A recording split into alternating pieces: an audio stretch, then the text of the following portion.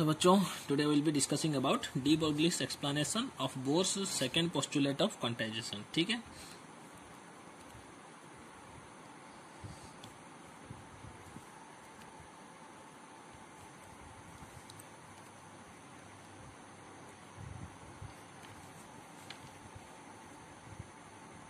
Bohr's second postulate of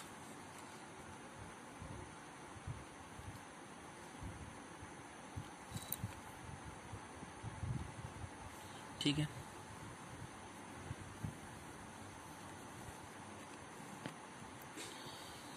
तो बच्चों, यहाँ पर जानने वाली चीज ये है कि बोर्स का सेकेंड पोस्टुलेट ऑफ क्वांटाइजेशन हमने लास्ट वीडियो में अच्छी तरह से डिस्कस किया था.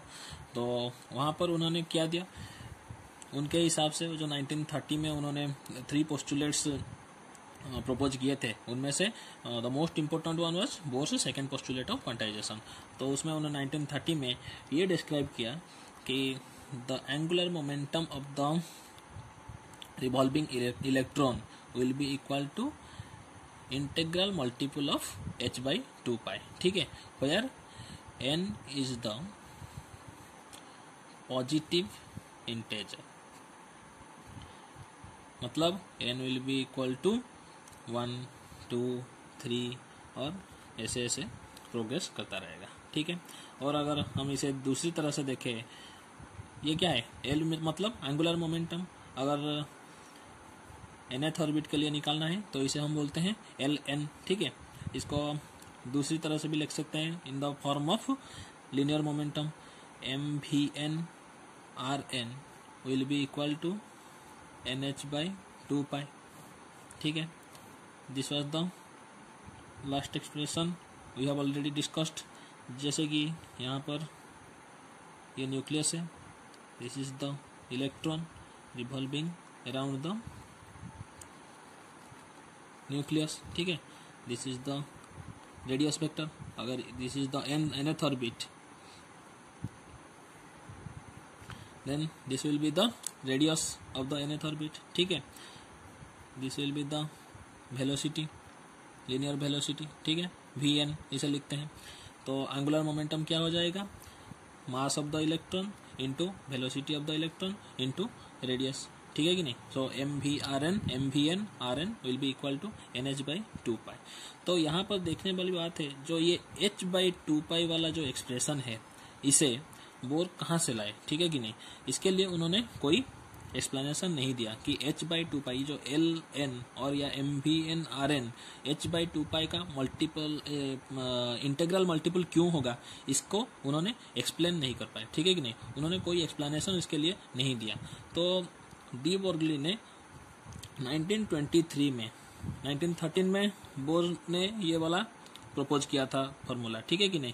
तो उसके 10 साल बाद, ठीक 1923 में, डी बोर्गली एक साइंटिस्ट थे.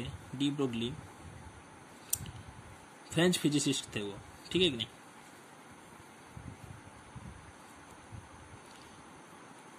फ्रेंच फिजिसिस्ट थे. उन्होंने क्या डिस्क्राइब किया, एक हाइपोथेसिस उन्होंने प्रपोज किया, जिसे बोलते हैं क्या, डी ब्रोग्लीस हाइपोथेसिस. उसी हाइपोथेसिस के सहारे उन्होंने प्रूव किया कि this is right, mvn rn will be equal to nh by 2 pi. और h by 2 pi कहाँ से आया, उन्होंने वहां से शो किया उन्होंने. तो पहले देख लेते हैं कि what are the de Broglie hypothesis, what are the postulates there. ठीक है. तो पहला पॉइंट में आता है डी ब्रोग्ली हाइपोथेसिस में, क्या है, the material particle such as electron also have a wave nature. उन्होंने क्या बताया, वो जो इलेक्ट्रॉन है, material particle, electron is a material particle, electron also have a wave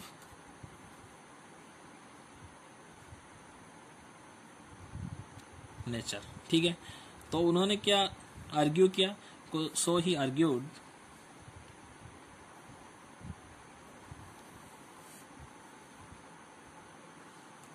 that the electrons in its circular orbit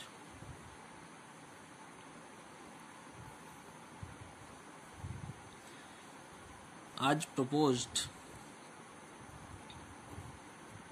by Bohr must be seen as a particle wave और matter wave, ठीक है कि नहीं।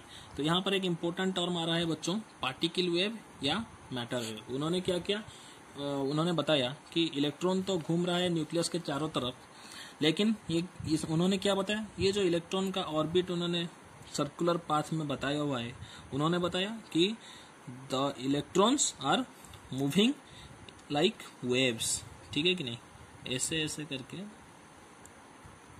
Wave में move कर रहा है electron, ठीक है। और ये जो मटेरियल पार्टिकल है such as electron also have a wave nature.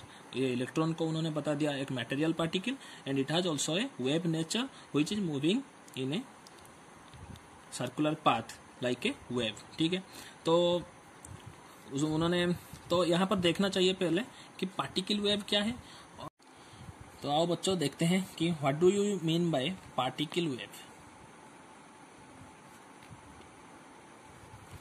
जैसे ही यहाँ पर आप नाम में ही देख सकते हो कि in a particle wave there is a particle nature and there is also a wave nature, ठीक है। यहाँ पर दोनों एसोसिएटेड है, ये पार्टिकल नेचर भी एसोसिएटेड है और एक वेव नेचर भी एसोसिएटेड है। तो केस कब हम एक पार्टिकल को वेव की तरह डिस्क्राइब कर सकते हैं, वो बताते हैं कि a wave can be associated with material particle, ठीक है। मतलब जैसे कि ये एक वेव है,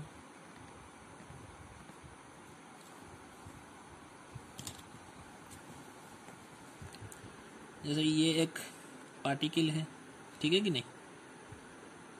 इस पार्टिकल को हम एक वेव के रूप में भी डिस्क्राइब कर सकते हैं। कब कर सकते हैं, अगर ए वेव अगर a wave can be associated with material particle if that particle is moving in a very high velocity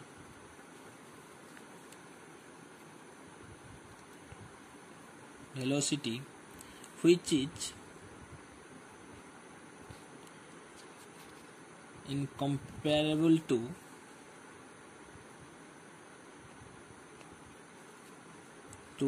speed of light, ठीक है। अगर कोई प्रकाश की गति से मूव कर रहा होगा एक पार्टिकल, देन हम उसका जो पैटर्न ऑफ प्रोपागेशन है उसे वेव के नेचर के थ्रू भी डिस्क्राइब कर सकते हैं। जैसे कि अगर एक पार्टिकल होगा इलेक्ट्रॉन, तो पार्टिकल वेव बनाने के लिए एक पार्टिकल का क्या होना चाहिए, एक तो मूवमेंट होना चाहिए और नहीं तो क्या है, वो जो मूवमेंट है उसका स्पीड कंपेरेबल टू लाइट होना चाहिए, ठीक है। तो लाइट जितने स्पीड से मूव कर रहा है उसके हिसाब से इस इलेक्ट्रॉन भी उसी हिसाब से मूव करना चाहिए, तब हम इस इलेक्ट्रॉन को और ये पार्टिकल को वेव नेचर में कन्वर्ट कर सकते हैं, ठीक है। और उसका जो पाथ है, उसका जो प्रोपागेशन है, उसका नेचर हम कैसे वेव के थ्रू दिखा सकते हैं, तो इसे बोलते हैं पार्टिकल वेव। यहाँ पर देखो इन पार्टिकल वेव में एक पार्टिकल नेचर है, वेव नेचर है। तो उन्होंने यहाँ एक्सप्लेन किया कि the particle which moves forward has a momentum due to its velocity, ठीक है। That momentum will be equal to h/λ। ये था डी ब्रोगली का हाइपोथेसिस, ठीक है कि नहीं। यहाँ पर देखो इस इक्वेशन से ही हम पता कर सकते हैं कि particle wave has two natures. Momentum is the nature of a particle which is dependent upon mass and velocity of the particle, ठीक है, m into v, ठीक है। And lambda is the property of wave, ठीक है, इसे क्या बोलते हैं, वेवलेंथ। तो उन्होंने एक रिलेशन एस्टैब्लिश किया particle nature and wave nature के अंदर कि the momentum of a particle if we are describing it through a wave then इसका momentum will be equal to h by lambda, ठीक है, और we can say the lambda will be equal to h by p, ठीक है, p is the momentum. अच्छा, तो अब तक तो यहाँ तक तो सबको समझ आ गया होगा, ठीक है। और फिर उन्होंने बताया कि जो पार्टिकल वेव है, ठीक है, और इसे भी मैटर वेव भी बोला जाता है, in case of resonant, in resonant condition, ठीक है, it behaves like standing waves. अगर हम डी बोर्गलिस का एक्सप्लेनेशन समझना चाहते हैं, बोर्स का सेकंड पोस्टुलेट को, जो Bohr's second postulate of quantization को जिस तरह उन्होंने एक्सप्लेन किया, तो हमें दो चीज याद रखनी पड़ेगी। पहले तो एक पार्टिकल वेव वो क्या है, एंड दूसरी what do you mean by standing wave, ठीक है। These are two important things we have to understand. अगर ये दोनों आपको समझ में आ गए तो आप डी बोर्गली का एक्सप्लेनेशन समझ सकते हैं, ठीक है।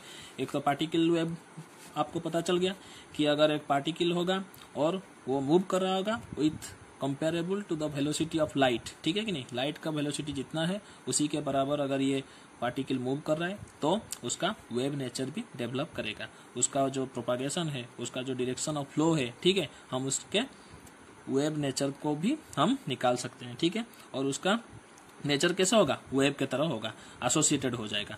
तो वहां पर हमने डी बोर्गली ने एक इक्वेशन दिया जिसका relation between particle nature and wave nature, ठीक है। पार्टिकल नेचर मतलब मोमेंटम एंड वेव नेचर मतलब wavelength.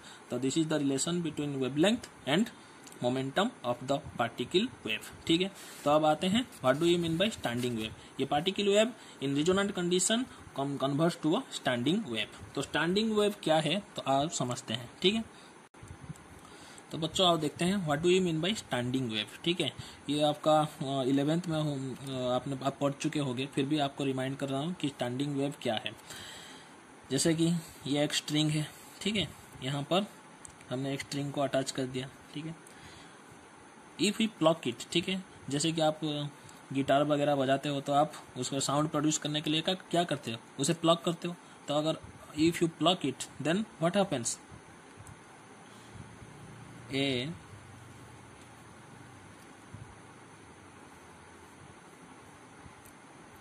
wave creates upon the string, ठीक है कि नहीं, ऐसा हो सकता है, या फिर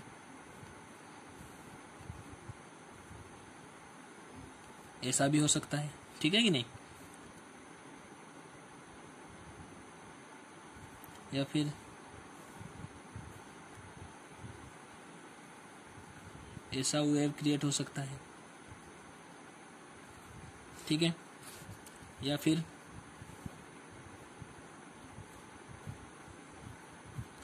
ऐसा भी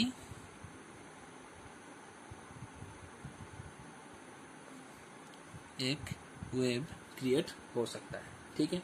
तो बच्चों ध्यान से देखो ये चारे डायग्राम को, ठीक है।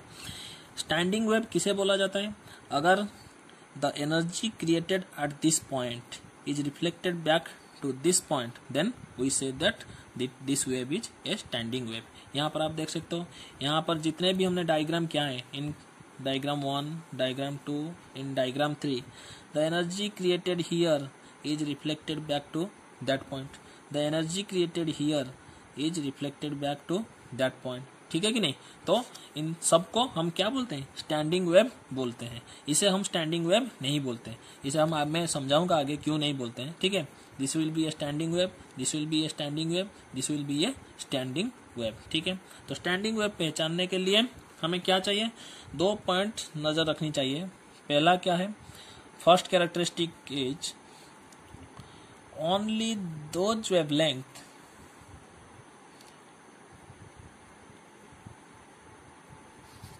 those waves will be considered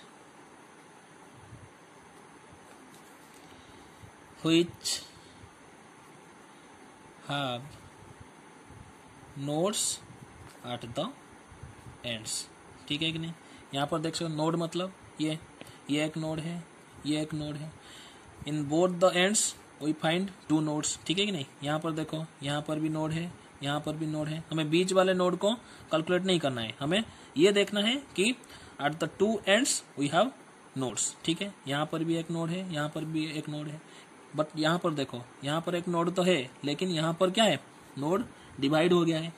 eight the one end we can't get two nodes. यहाँ पर एक नोड है, यहाँ पर एक नोड है। ठीक है कि नहीं? That's why this standing wave can not persist. ठीक है, स्टैंडिंग वेव मतलब क्या है, ये वेव हमको दिखाई देगा। जैसे कि when a vast number of waves length are excited, जैसे कि हम एक वेव को एक स्ट्रिंग को प्लग करते हैं तो इसके साथ और भी बहुत सारे वेव क्रिएट होते हैं, लेकिन only this wave will be standing और this wave will be survive. ठीक है, other wave will not survive because these two have nodes. ठीक है, यहाँ पर एंड में क्या है, नोड्स है, इसलिए ये जो वेव है ये सर्वाइव करेगा, ये वेव सर्वाइव कर जाएगा, ये वेव सर्वाइव कर जाएगा, लेकिन ये वेव सर्वाइव नहीं कर सकता क्योंकि यहाँ पर उसके दोनों एंड में डेफिनेट नोड्स नहीं है। यहाँ पर ये नोड क्या हो रहा है, डिवाइड हो रहा है, इसलिए ये वाला वेव सर्वाइव नहीं करेगा। ठीक है, और दूसरा पॉइंट हमें देखना पड़ेगा। ये तो एक पहला कैरेक्टरिस्टिक हो गया कि स्टैंडिंग वेव को हम कैसे पहचाने। दूसरा है कि the total distance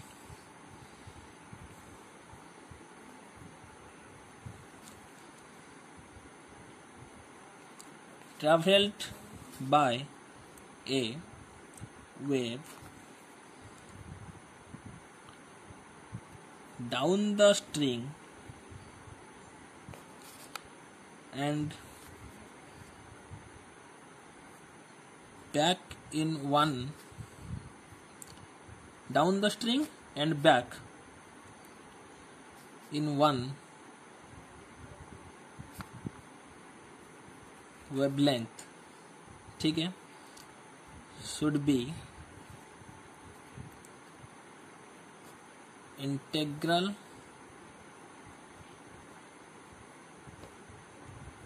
multiple of it। ठीक है कि नहीं? Total distance travelled bye A wave down the string and back in one wavelength should be integral multiple of it. ठीक है, जैसे कि देखो यहां पर से शुरू हुआ, यहां से यहां तक आया, फिर यहां तक बैक गया। ठीक है कि नहीं? This will be the standing wave energy transfer. यहां से रिफ्लेक्टेड बैक, एनर्जी यहां से शुरू हुआ, यहां तक आया, फिर यहां तक पहुंचा। ठीक है, this will be the total length. यहां से यहां तक आकर यहां तक पहुंचने को हम क्या बोलते हैं, टोटल डिस्टेंस। ठीक है, तो total distance travelled bye A wave down the string, down the string मतलब यहां से यहां तक आने को। ठीक है, and back in the one, back मतलब यहां से यहां तक जाने के लिए हमें क्या जो वेवलेंथ मिलेगा, it should be the integral multiple. ठीक है, मतलब देखो यहाँ पर जो वेवलेंथ है इसका क्या है, λ/2 है। यहाँ पर जो वेवलेंथ है इसका वेवलेंथ को हम λ/2 बता सकते हैं। ठीक है, तो टोटल डिस्टेंस कवर कितना किया, λ। यहाँ पर देखो यहाँ से यहाँ तक λ, यहाँ से यहाँ तक λ, तो total distance covered by the string energy string is wavelength is 2λ। यहाँ पर यहाँ से यहाँ तक λ, यहाँ से यहाँ तक देखो λ, फिर यहाँ से यहाँ तक another λ, so this will be 3λ। ठीक है कि नहीं? यहाँ पर देखो ये जो हम distance, total distance travelled by the wave is, यहाँ पर था λ, यहाँ पर था 2λ, यहाँ पर था 3λ, यहाँ पर मतलब n इज इक्वल टू 1, यहाँ पर कितना हो गया, n इज इक्वल टू 2, यहाँ पर कितना हो गया, n is equal to 3। So λ is the integral multiple हो गया कि नहीं? यहाँ पर λ 1 के साथ मल्टीप्लाइड हुआ था, यहाँ पर λ 2 के साथ मल्टीप्लाइड है, यहाँ पर λ क्या हुई, 3 के साथ मल्टीप्लाइड है। सो यहाँ पर हमने देखा कि total distance travelled by the wave down and back in the string is integral multiple of the wavelength. ठीक है, तो यहाँ से हमें पता चलता है कि these are the characteristics of standing waves. ठीक है, तो उसी आइडिया को डी बर्गली ने एक्सप्लेन किया कि जैसे कि according to Bohr's postulate atom is moving revolving around the electron is revolving around the nucleus, ठीक है।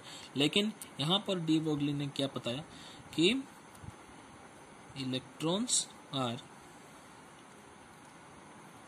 मूविंग लाइक वेव्स, ठीक है, अराउंड द न्यूक्लियस। उन्होंने यहाँ पर दिखाया, जैसे कि वहाँ पर हमने दिखाया था कि स्टैंडिंग वेव, यहाँ पर ये स्टैंडिंग वेव होगा क्या। पहले ये वाला एक वेव को देखो, जैसे कि हमने देखा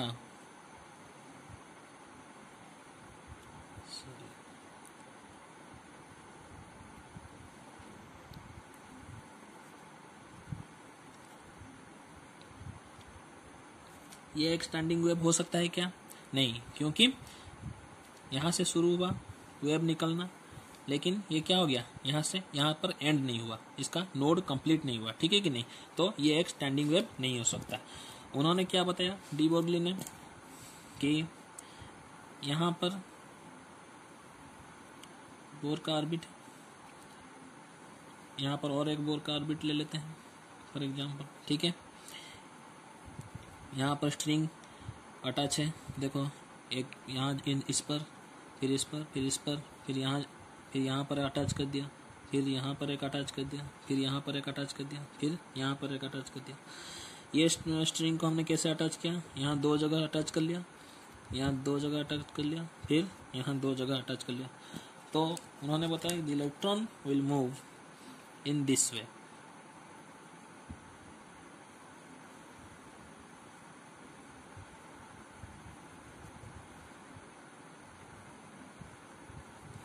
ठीक है, और यहाँ पर उन्होंने ये बताया कि the electron will move like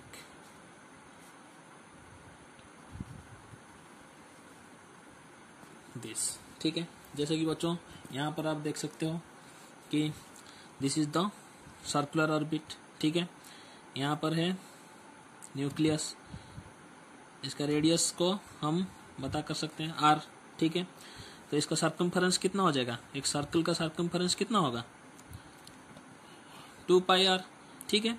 तो उन्होंने बताया कि this magnitude of circumference will be equal to the integral multiple of lambda, ठीक है।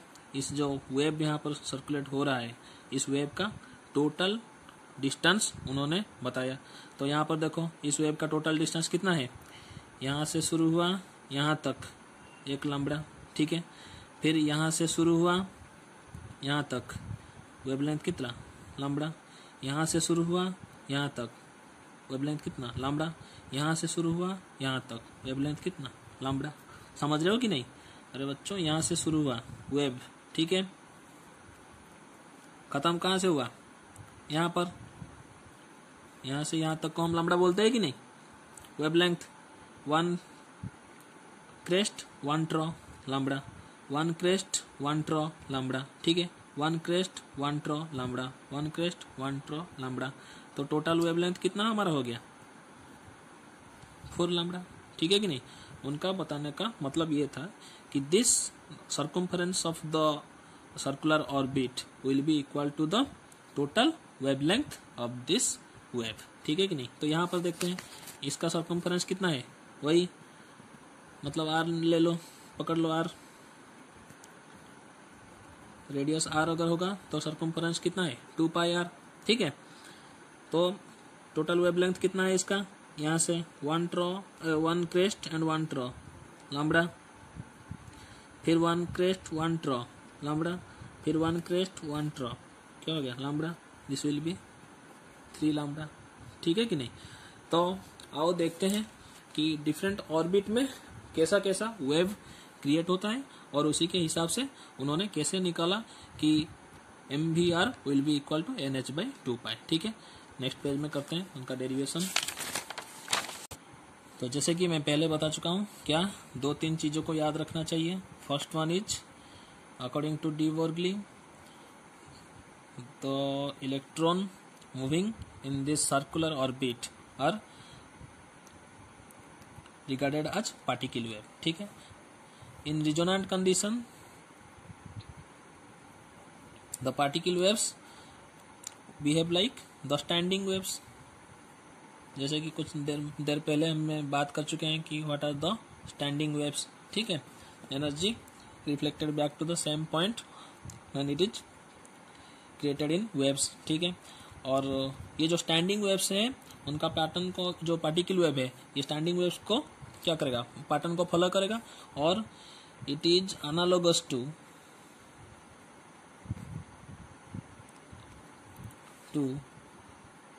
waves traveling on a string, ठीक है कि नहीं। जैसे कि पिछले देखे थे हम, एग्जाम्पल दिया था मैंने, यहाँ पर एक स्ट्रिंग है, ठीक है, इसे प्लग किया हुआ है, अटैच किया हुआ है दोनों तरफ से, दोनों एंड से।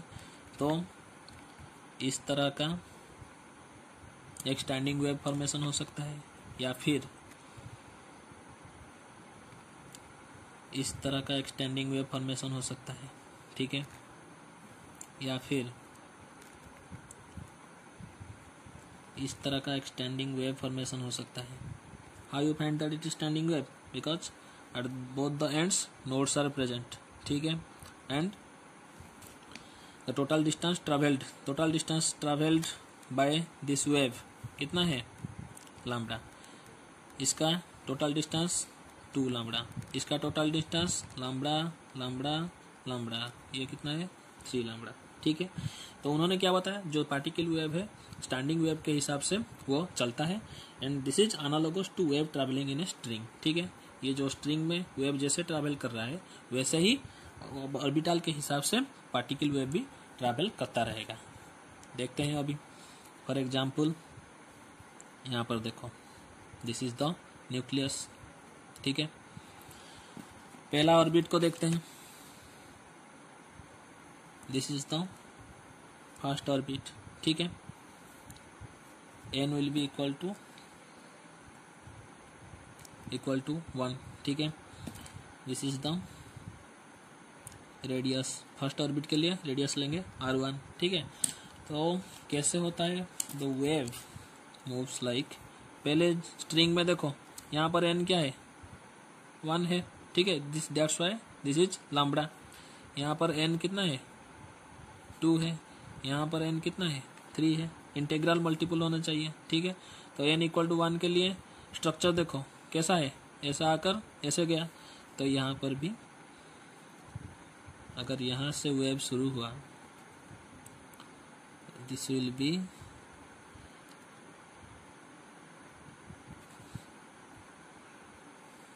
लैम्बडा, ठीक है। और n इक्वल टू 2, ये सेकेंड ऑर्बिट के लिए देखते हैं, ठीक है। This will be the radius r2, n कितना है 2। तो आओ देखते हैं इसका वेव कैसा होगा, ठीक है। द वेव विल बी, यहाँ पर एक 2 मतलब कितना है, लैम्बडा, 2 लैम्बडा होंगे, ठीक है। यहाँ पर एक ट्रॉ एक क्रेस्ट, ठीक है, 1 लैम्बडा, फिर 1 एक ट्रॉ, फिर एक ट्रॉ क्रेस्ट, 1 लैम्बडा, फिर एक ट्रॉ एंड एक क्रेस्ट, ठीक है, 2 लैम्बडा हो गया, ठीक है। फिर देखते हैं और n इक्वल टू 3,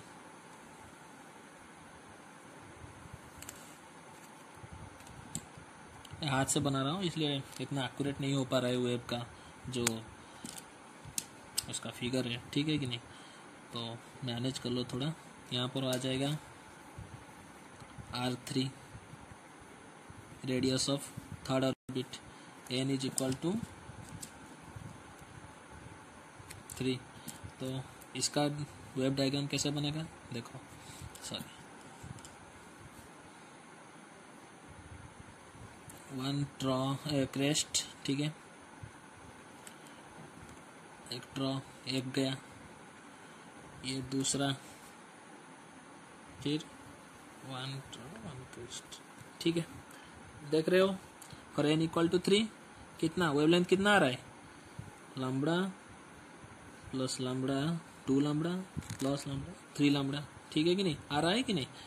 तो सर्कमफरेंस कैलकुलेट करते हैं फॉर फर्स्ट ऑर्बिट, कितना होगा सर्कमफरेंस 2 पाई r1, रेडियस कितना दिया है r1 फर्स्ट ऑर्बिट के लिए, तो सर्कमफरेंस सर्कल का कितना है 2 pi r1 will be equal to what lambda, ठीक है, will be equal to h by p, पहले ही हम पढ़ चुके हैं इन फॉर पार्टिकल वेव।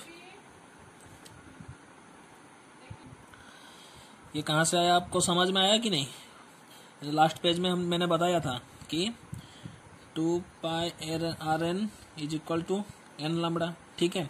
अगर r1 लिखेंगे फर्स्ट ऑर्बिट के लिए दिख रहे हैं तो n will be equal to 1, then 2 pi r1 equal to lambda, और हमें पता है lambda is equal to h by p from the de Broglie equation, ठीक है। डी ब्रोगली ने जो इक्वेशन दिया था that was between the particle nature and lambda, ठीक है कि नहीं, वहां से हम लेकर आए हैं कि lambda equal to h by p। For second orbit देख सकते हो 2 pi r2 n will be equal to 2, तो यहाँ पर हो जाएगा 2 lambda will be equal to 2h by p। फिर for the third orbit 3 lambda n is equal to 3, that's why 3h by p, ठीक है। अगर ऐसे ऐसे हम प्रोग्रेस करते रहेंगे फॉर nth ऑर्बिट सर्कमफरेंस कितना हो जाएगा 2 पाई rn, ठीक है, will be equal to nh by p, ठीक है। देखो ये p क्या है, मोमेंटम है, तो इसका फॉर्मूला क्या है, momentum is equal to mv, ठीक है। फॉर nth orbit v will be vn, then we can write instead of p 2 pi rn is equal to nh by mvn, ठीक है। दिस implies that mvn को यहाँ ले आओ और 2 pi को यहाँ, ठीक है, तो mvn rn will be equal to nh by 2 pi, ठीक है। This was the Bohr's quantization, Bohr's quantization equation, ठीक है। तो डी ब्रोगली ने फाइनली ये डिस्क्राइब किया कि h बाई 2 पाई कहाँ से आया, ठीक है। Hope you have already understood, ठीक है। देखो आज हमने क्या क्या पढ़ा।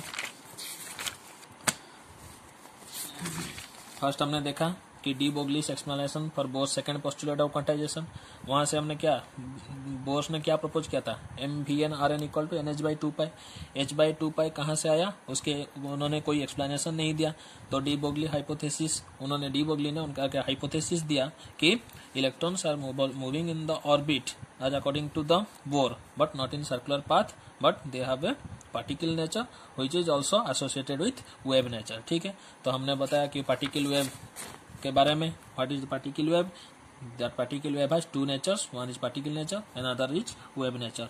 According to its particle nature, from its velocity, electron एक velocity में move कर रहे हैं, from its velocity we get the momentum and from its wave nature we get the wavelength, ठीक है।